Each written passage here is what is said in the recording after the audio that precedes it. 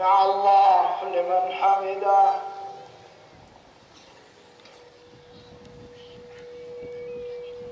الله أكبر.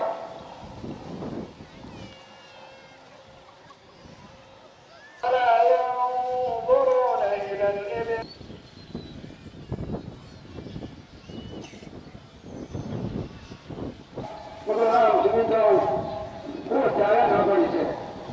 Ile kitu tunasema ya kuwa sisi Waislamu tunahuzunishwa na ile kisa Chief Ghadi anafanya kila mara kuhusu Waislamu, sababu Chief Ghadi kama yeye ni mwongozi wa Muislamu ambaye anawakilisha Waislamu kwa huko Islamic Court, anavaa kuonyesha a good example, lakini kila mara Waislamu wanataka kusherehekea wakiwa wana furaha, na yeye anaenda kando na ile vile Waislamu na kalenda ya Kiislamia imepanga, sababu Muslims yote, Waislamu wote across this country na dunia yote wanasherehekea Eid al-Adha.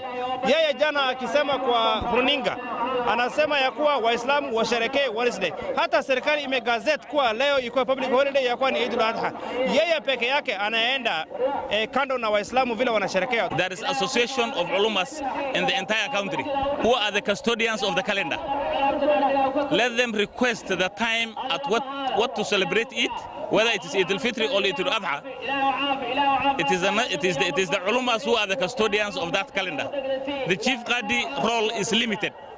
His roles are in forms of inheritance and something like that, marriage, something like that. He cannot interfere with the calendar of the Muslims. Therefore, he should also restrict himself with the office that he is holding, the role that he is holding.